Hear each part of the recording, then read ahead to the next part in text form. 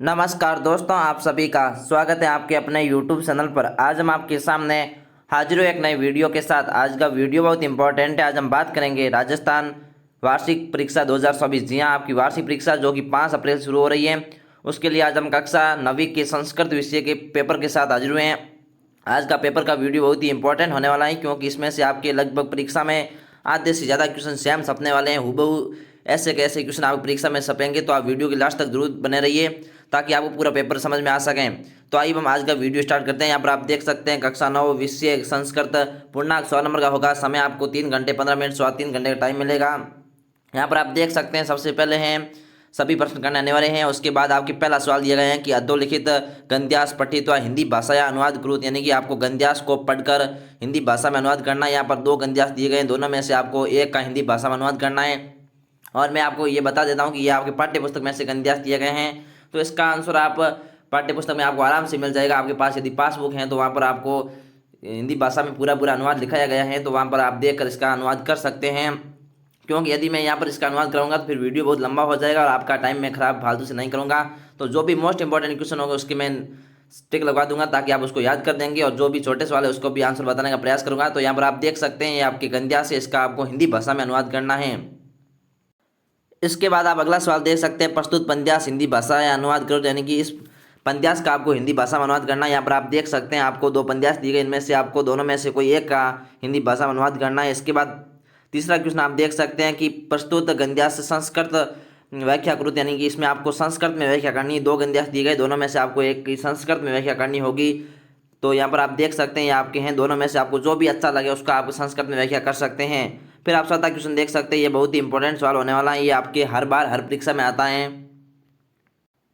इसमें ये बताया गया है कि आपको प्रश्न निर्माण करने हैं। यहाँ पर आपको वाक्य दिए गए, उसके अनुसार आपको जहाँ पर रेखांकित पद है वहाँ पर आपको प्रश्न निर्माण करने हैं, और ये भी आपके पाठ्य पुस्तक में आए गए हैं, तो इसको भी आप आराम से कर सकते हैं। मैं आपको बता देता हूँ। इसके बाद अगला क्वेश्चन 5 आप देख सकते हैं, इसको आपको क्रम के अनुसार संयोजन करना है। ये भी बहुत ही इंपॉर्टेंट सवाल है, इसका आंसर मैं यहाँ पर आपको बता दूंगा, जिसमें मैं आपको बता देता हूँ कि ये आपके जो तीसरे नंबर पर है वो सबसे पहले आएगा। तो यहाँ पर आप 3 लिख सकते हैं, 3 नंबर वाला आपके सबसे पहले आएगा। तो मैं यहाँ पर थोड़ा आपको बड़ा करके लिखा देता हूँ, 3 नंबर वाला सबसे पहले आएगा। इसके बाद आपके आएगा जो आपके 5 नंबर पर हैं वो दूसरे नंबर पर आएगा, तो यहाँ पर आप 5 लिख दीजिए।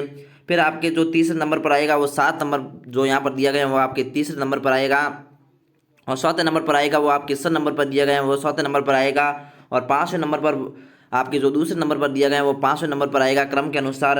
और फिर आपके 6ठे नंबर पर वो आएगा जो आपके लास्ट आएंगे 8वां दिया गया है वो आपके 6ठे नंबर पर आएगा, तो यहाँ पर आप 8 लिख सकते हैं। फिर 7वें नंबर की बात करें तो 7वें नंबर पर आपका पहला जो है वो आपके 7वें नंबर पर आएगा, और जो आपके लास्ट में 8वें नंबर पर आएगा वो 7 आएगा। तो इसी तरह यहाँ पर आपको लिखना है, सबसे पहले आपके तीसरा आएगा, फिर 5वां, फिर 7वां, फिर 6ठा, फिर दूसरा, फिर 8वां, फिर पहला, और फिर 7 आएगा।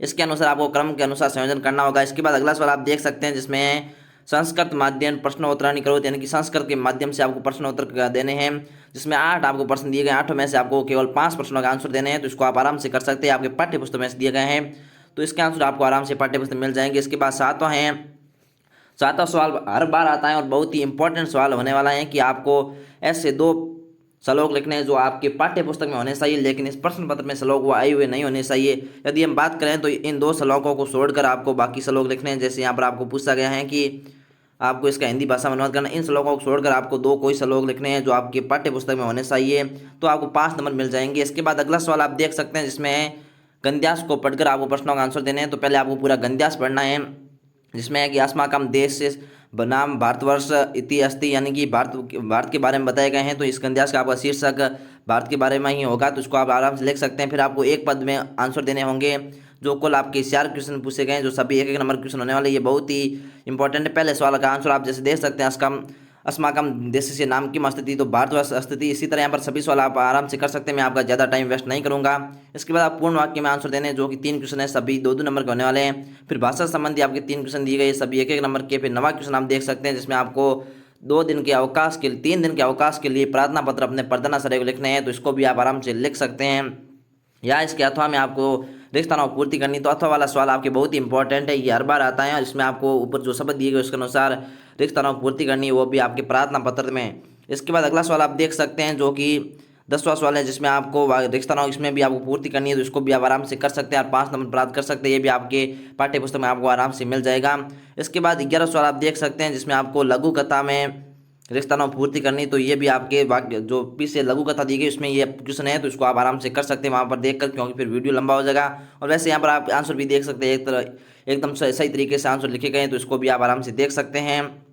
फिर आप 12वां सवाल देख सकते हैं जिसमें चित्र को देखकर आपको वर्णन करना है, जिसमें आपको इन शब्दों की सहायता से पूरा वर्णन करना है चित्र को देखकर, तो यहाँ पर आप आराम से कर सकते हैं। फिर 13वां क्वेश्चन है जिसमें आपको संधि विच्छेद करना है और नाम लिखना है, तो यहाँ पर आप देख सकते हैं ये आपकी संधि हैं। फिर आपको समास का पद विग्रह करना है और समास का नाम भी लिखना है साथ में। फिर 15वां क्वेश्चन आप देख सकते हैं जिसमें आपको विभक्ति अलग करनी है और कारण भी बताना है कि इसमें कौन सी विभक्ति और क्या क्यों कारण है, इसका कारण क्या है, इसको भी आपको साथ में लिखना होगा। फिर 16वां सवाल भी आप देख सकते हैं जिसमें आपको बहुत ही इंपॉर्टेंट सवाल होना उपसर्ग अलग करना है।